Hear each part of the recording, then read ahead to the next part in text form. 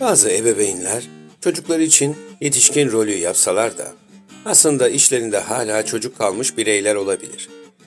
Çocukça bir egonun yönlendirdiği bir ebeveyn profili gerek yaşantısal gerekse eğitsel anlamda evladının başarısını veya edindiği tecrübeleri kıskanabilir. Bu tür bir ebeveyn çocuğundan ayrılmak istemeyebilir. Onun gelişimine engel olacak davranışlar sergileyebilir ve bireysel deneyimlerle öğrenmesi gereken hayat derslerini farkında olmadan sabote edebilir. Tek tek bakacak olursak, kendi çocuğunu kendi çocukluğu ile kıyaslayan kıskanç bir ebeveyn, çocukken alamadığı eğitimi veya başaramadığı becerileri çocuğunun gerçekleştirdiğini gördüğünde bilinç dışı bir haset duygusuyla onu engellemeye çalışabilir.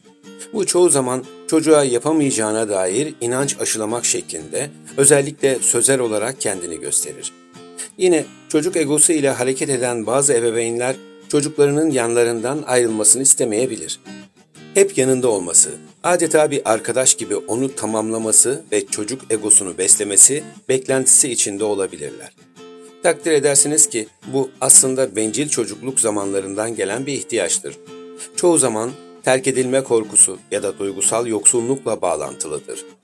Sürekli engel çıkaran ebeveynler ise derinlerde bir yerlerde başarısızlık hissini içselleştirmiş olabilir. Böyle bir ebeveyn çocuğunun da yalnız kalacağını, başarısız olacağını düşünerek onu sözde korumaya çalışır.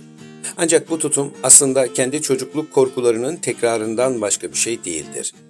Unutulmamalıdır ki hepimiz içimizde bir ebeveyn, bir yetişkin ve bir çocuk ego durumu taşırız. Fakat bazılarımız eleştirel ebeveyn ve uygulu çocuk egolarının esiri olur ve hayatlarını bu kurguların etkisinde yaşarlar. Hatta çoğu zaman bunun farkında bile olmadan.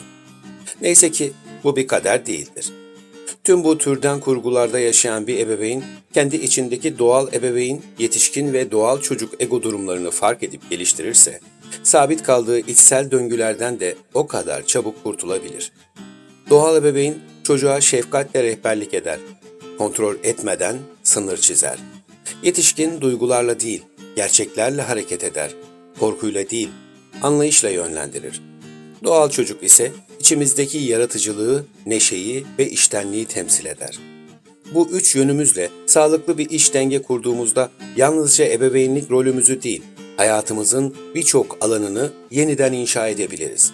Çünkü sağlıklı bir yetişkin olmak sadece çocuk büyütmek değil, aynı zamanda kendi içimizdeki çocuğu da büyütebilmektir. Farkındalık dönüşümün ilk adımıdır. Başka bir akıl fikir gezegeni bölümünde görüşünceye dek sağlıcakla kalın.